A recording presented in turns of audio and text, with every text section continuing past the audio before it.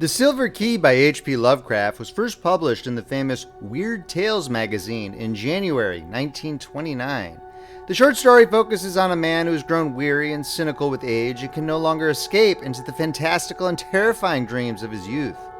Luckily, he discovers a silver key left for him by his ancestors in an ancient chest. Lovecraft fans will recognize the town of Arkham, the New England haunt that was featured in the Dunwich Horror. I hope that you enjoy this story of recapturing your youth. If you're enjoying this reading from Friendly Frog Press, please make sure to subscribe, hit that like button, and drop a comment below whether you liked it or not. Thank you for listening. The Silver Key by H.P. Lovecraft, narrated by Paul Beauheart. When Randolph Carter was 30, he lost the key to the gate of dreams. Prior to that time, he had made up for the prosiness of life by nightly excursions to strange and ancient cities beyond space, in lovely, unbelievable garden lands across ethereal seas. But as middle age hardened upon him, he felt these liberties slipping away little by little, until at last he was cut off altogether. No more could his galleys sail up the river Okernos past the gilded spires of Thran, or his elephant caravans tramp through perfumed jungles in Cled, where forgotten palaces with veined ivory columns sleep lovely and unbroken under the moon. He had read too much of things as they are, and talked with too many people. Well-meaning philosophers had taught him to look into the logical relations of things and analyze the processes which shaped his thoughts and fancies. Wonder had gone away, and he had forgotten that all life is only a set of pictures in the brain, among which there is no difference betwixt those born of real things and those born of inward dreamings, and no cause to value the one above the other. Custom had dinned into his ears a superstitious reverence for that which tangibly and physically exists, and it made him secretly ashamed to dwell in visions. Wise men told him his simple fancies were inane and childish, and he believed it because he could see that they might easily be so. What he failed to recall was that the deeds of reality are just as inane and childish, and even more absurd, because their actors persist in fancying them full of meaning and purpose as the blind purpose grinds aimlessly on from nothing to something, back to nothing again, neither heeding nor knowing the wishes or existence of the minds that flicker for a second now and then in the darkness. They had chained him down to things that are, and had then explained the workings of those things till mystery had gone out of the world. When he complained and longed to escape into twilight realms where magic molded all the little vivid fragments and prized associations of his mind into vistas of breathless expectancy and unquenchable delight, they turned him instead toward the newfound prodigies of science, bidding him find water in the atom's vortex and mystery in the sky's dimensions. And when he had failed to find these boons and things whose laws are known and measurable, they told him he lacked imagination and was immature because he preferred dream illusions to the illusions of our physical creation. So Carter had tried to do as others did, and pretended that the common events and emotions of earthly minds were more important than the fantasies of rare and delicate souls. He did not dissent when they told him that the animal pain of a stuck pig or a dyspeptic plowman in real life is a greater thing than the peerless beauty of Narath with its 100 carven gates and domes of Chalcedony, which he dimly remembered from his dreams, and under their guidance he cultivated a painstaking sense of pity and tragedy.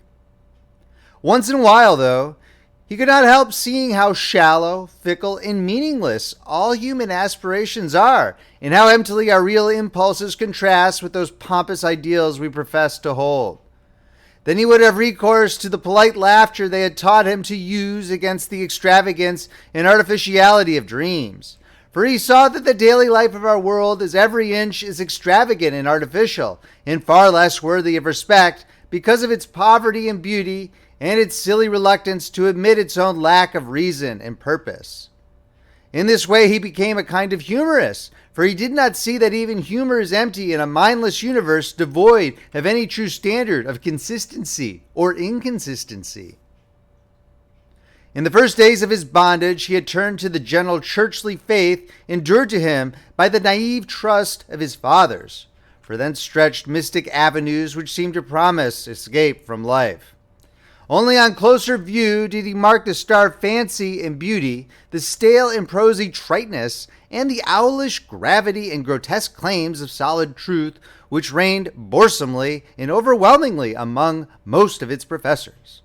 Or feel to the full the awkwardness with which it sought to keep alive as literal fact the outgrown fears and guesses of a primal race confronting the unknown.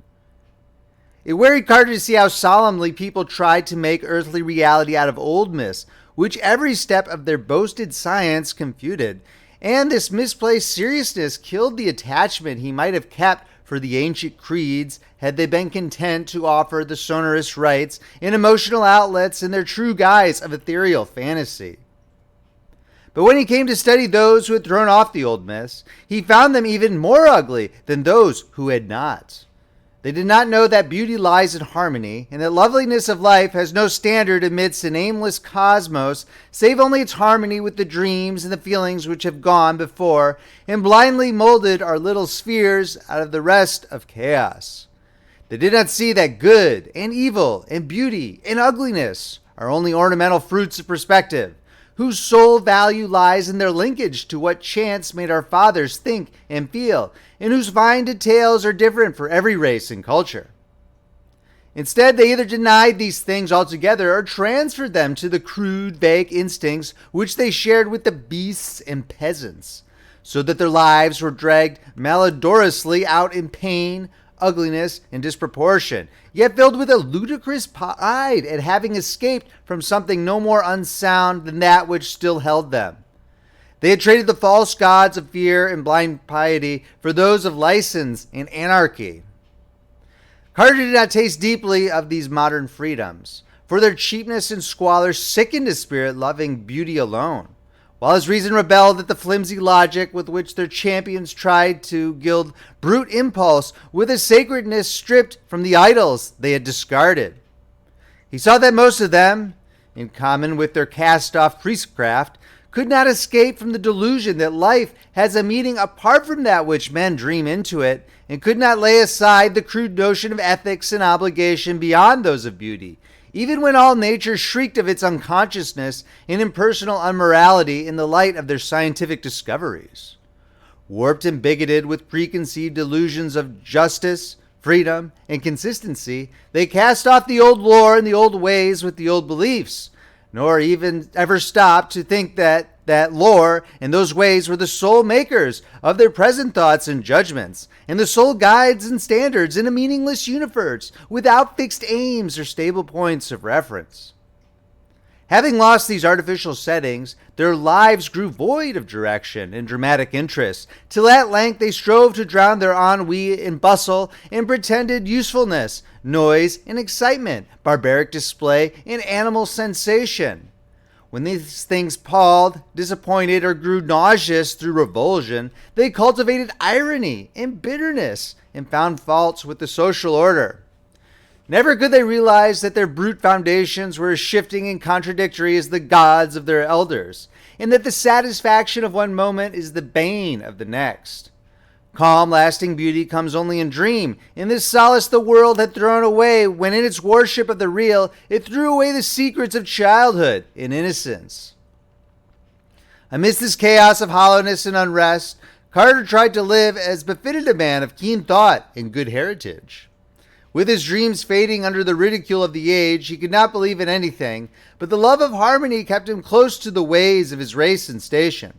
He walked impassive through the cities of men, inside because no vista seemed fully real, because every flash of yellow sunlight on tall roofs and every glimpse of balustrated plazas in the first lamps of evening served only to remind him of dreams he had once known, and to make him homesick for ethereal lands he no longer knew how to find. Travel was only a mockery, and even the Great War stirred him but little, though he served from the first in the Foreign Legion of France. For a while he sought friends, but soon grew wary of the crudeness of their emotions and the sameness and earthiness of their visions. He felt vaguely glad that all his relatives were distant and out of touch with him, for they could not have understood his mental life.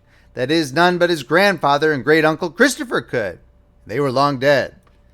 Then he began once more the writing of books, which he left off when dreams first failed him. But here too was there no satisfaction or fulfillment, for the touch of earth was upon his mind, and he could not think of lovely things as he had done of yore. Ironic humor dragged down all the twilight minarets he reared, and the earthy fear of improbability blasted all the delicate and amazing flowers in his fairy gardens. The convention of assumed piety split mawkishness on his characters, while the myth of an important reality in significant human events and emotions debased all his high fantasy into thin-veiled allegory and cheap social satire. His new novels were successful as his old ones had never been, and because he knew how empty they must be to please an empty herd, he burned them and ceased his writing. They were very graceful novels in which he urbanely laughed at the dreams he lightly sketched, but he saw that their sophistication had sapped all their life away. It was after this that he cultivated deliberate illusion and dabbled in the notion of the bizarre and the eccentric as an antidote for the commonplace. Most of these, however, soon showed their poverty and barrenness, and he saw that the popular doctrines of occultism are as dry and inflexible as those of science, yet without even the slender palliative of truth to redeem them. Gross stupidity, falsehood, and muddled thinking are not dream, and form no escape from life to a mind trained above their level. So Carter bought stranger books and sought out deeper and more terrible men of fantastic erudition, delving into arcana of consciousness that few have trod, and learning things about the secret pits of life, legend, and immemorial antiquity which disturbed him ever afterward. He decided to live on a rarer plane and furnished his Boston home to suit his changing moods. One room for each, hung in appropriate colors, furnished with befitting books and objects, and provided with sources of the proper sensations of light, heat, sound, taste, and odor. Once he heard of a man in the South who was shunned and feared for the blasphemous things he read in prehistoric books and clay tablets smuggled from India and Arabia. Him he visited, living with him and sharing his studies for 7 years, till horror overtook them one midnight in an unknown and archaic graveyard, and only one emerged where two had entered. Then he went back to Arkham, the terrible witch-haunted old town of his forefathers in New England, and had experiences in the dark amidst the hoary willows and tottering gambrel roofs, which made him seal forever certain pages in the diary of a wild-minded ancestor. But these horrors took him only to the edge of reality, and were not of the true dream country he had known in youth, so that at 50 he despaired of any rest or contentment in a world grown too busy for beauty and too shrewd for dream. Having perceived at last the hollowness and futility of real things, Carter spent his days in retirement and in wistful disjointed memories of his dream-filled youth. He thought it rather silly that he bothered to keep on living at all, and got from a South American acquaintance a very curious liquid to take him to oblivion without suffering. Inertia and force of habit, however, caused him to defer action, and he lingered indecisively among thoughts of old times, taking down the strange hangings from his walls and refitting the house as it was in his early boyhood. Purple panes, Victorian furniture, and all. With the passage of time, he became almost glad he had lingered, for his relics of youth and his cleavage from the world made life and sophistication seem very distant and unreal. So much so that a touch of magic and expectancy stole back into his nightly slumbers. For years, those slumbers had known only such twisted reflection of everyday things as the commonest slumbers know. But now, there returned a flicker of something stranger and wilder. Something of vaguely awesome imminence, which took the form of tensely clear pictures from his childhood days. It made him think of little inconsequential things he had long forgotten. He would often awake calling for his mother and grandfather, both in their graves a quarter of a century. Then one night his grandfather reminded him of the key. The gray old scholar, as vivid as in life, spoke long and earnestly of their ancient line, and of the strange visions of the delicate and sensitive men who composed it. He spoke of the flame-eyed crusader who learned wild secrets of the Saracens that held him captive, and of the first Sir Randolph Carter who studied magic when Elizabeth was queen. He spoke too of that Edmund Carter who had just escaped hanging in the Salem witchcraft and who had placed it in Antine box a great silver key handed down from his ancestors. Before Carter awaked, the gentle visitant had told him where to find that box, that carved oak box of archaic wonder whose grotesque lid no hand had raised for 2 centuries. In the dust and shadows of the great attic he found it, remote and forgotten at the back of a drawer in a tall chest. It was about a foot square, and its Gothic carvings were so fearful that he did not marvel no person since Edmund Carter had dared open it. It gave forth no noise when shaken, but was mystic with the scent of unremembered spices. That it held a key was indeed only a dim legend, and Randolph Carter's father had never known such a box existed. It was bound in rusty iron, and no means was provided for working the formidable lock. Carter vaguely understood that he would find within it some key to the lost gate of dreams, but of where and how to use it his grandfather had told him nothing. An old servant forced the carven lid, shaking as he did so at the hideous faces leering from the blackened wood, and at some unplaced familiarity. Inside, wrapped in a discolored parchment, was a huge key of tarnished silver, covered with cryptical arabesques. But of any legible explanation, there was none. The parchment was voluminous and held only the strange hieroglyphs of an unknown tongue written with an antique reed. Carter recognized the characters as those he had seen on a certain papyrus scroll belonging to that terrible scholar of the South who had vanished one midnight in a nameless cemetery. The man had always shivered when he read this scroll, and Carter shivered now. But he cleaned the key and kept it by him nightly in its aromatic box of ancient oak. His dreams were meanwhile increasing in vividness, and though showing him none of the strange cities and incredible gardens of the old days, were assuming a definite cast whose purpose could not be mistaken. They were calling him back along the years, and with the mingled wills of all his fathers were pulling him towards some hidden and ancestral source. Then he knew he must go into the past and merge himself with old things, and day after day he thought of the hills to the north where haunted Arkham and the rushing Miskatonic and the lonely rustic homestead of his people lay. In the brooding fire of autumn, Carter took the old remembered way past graceful lines of rolling hill and stone-walled meadow, distant vale and hanging woodland, curving road and nestling farmstead, and the crystal windings of the Miskatonic, crossed here and there by rustic bridges of wood or stone.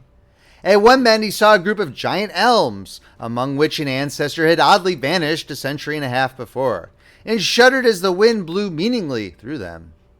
Then there was the crumbling farmhouse of old Goody Fowler the Witch, with its little evil windows and great roof sloping nearly to the ground on the north side. He speeded up his car as he passed it, and did not slacken until he had mounted the hill where his mother and her fathers before her were born, and where the old white house still looked proudly across the road at the breathlessly lovely panorama of rocky slope and verdant valley, with the distant spires of Kingsport on the horizon, and hints of the archaic, dream-laden sea in the farthest background. Then came the steeper slope that held the old Carter place he had not seen in over 40 years. Afternoon was far gone when he reached the foot, and at the bend halfway up he paused to scan the outspread countryside golden and glorified in the slanting floods of magic poured out by a western sun.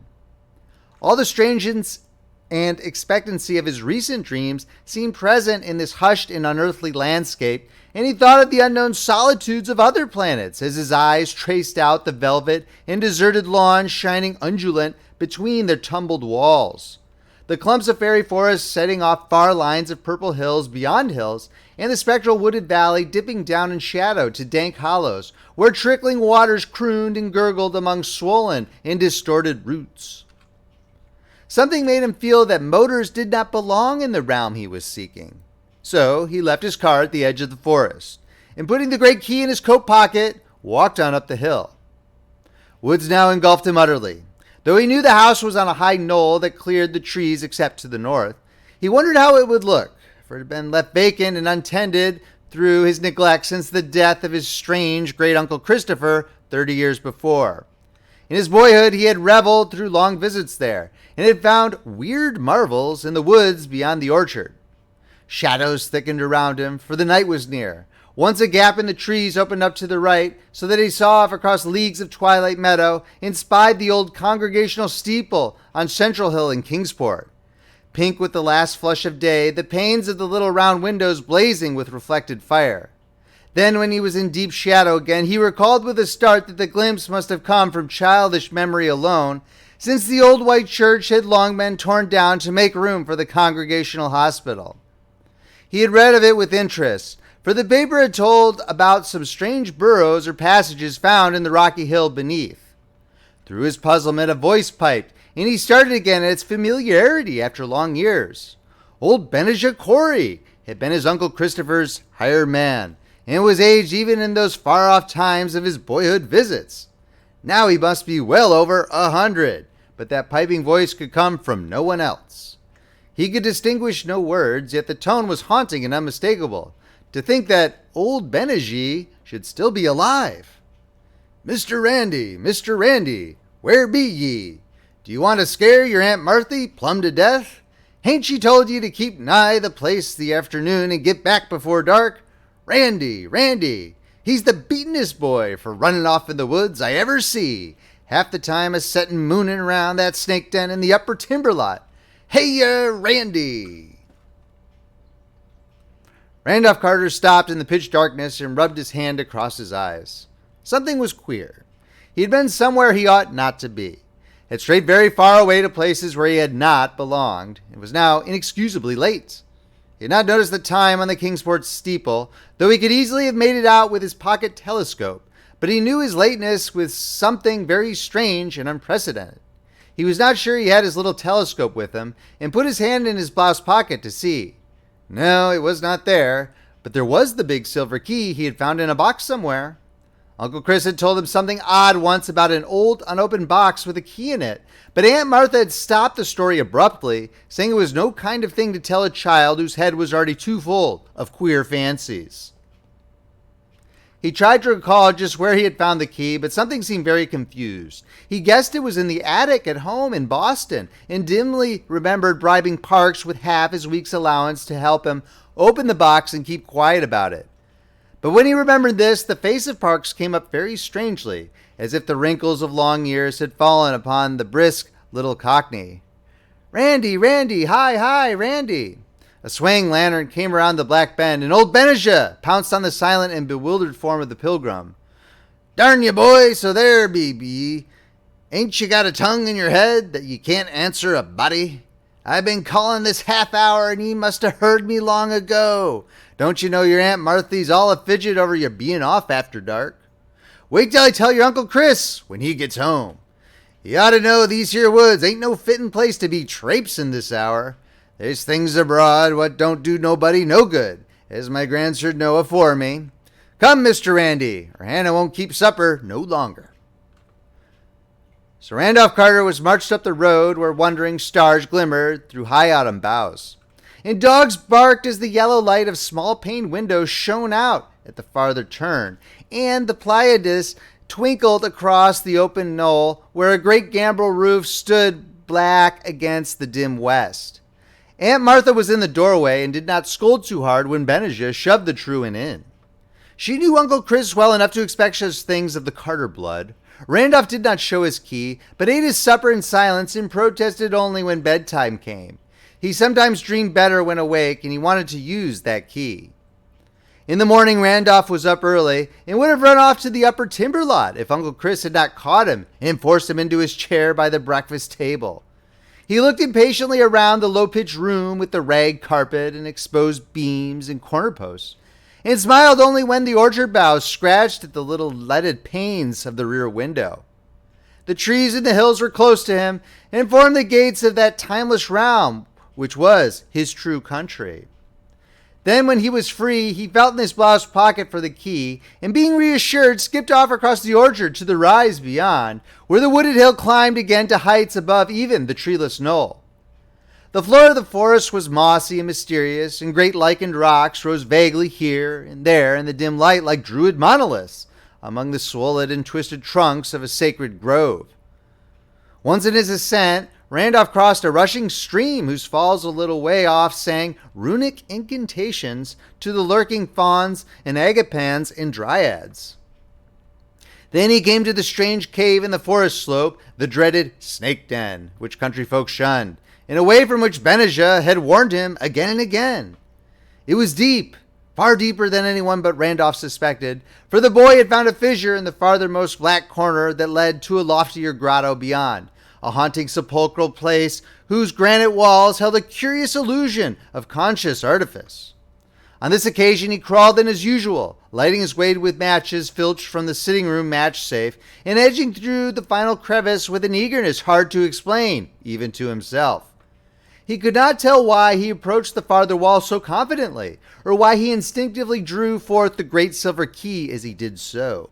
But on he went, and when he danced back to the house that night, he offered no excuses for his lateness, nor heeded in the least the reproofs he gained for ignoring the noontide dinner horn altogether.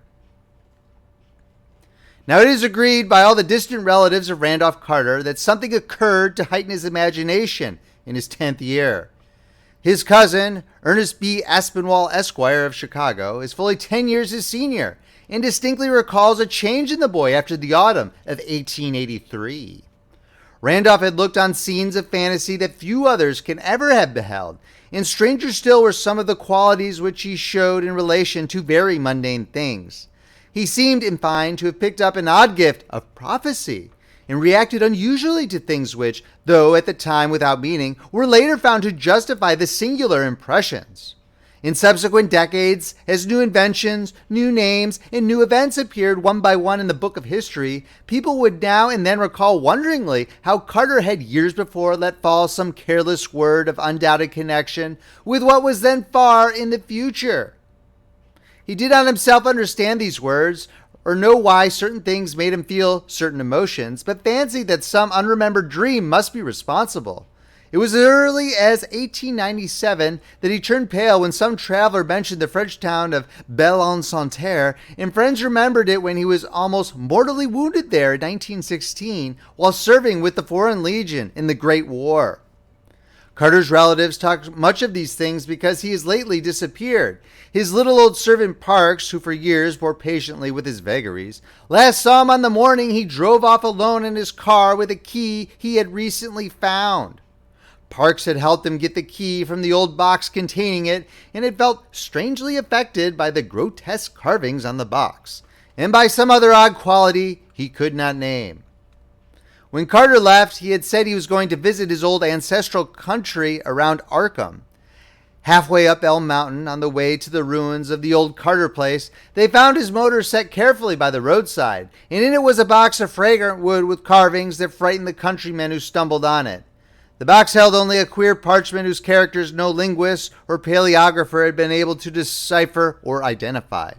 Rain had long effaced on any possible footprints, though Boston investigators had something to say about evidences of disturbances among the fallen timbers of the Carter place. It was, they averred, as though someone had groped about the ruins at no distant period.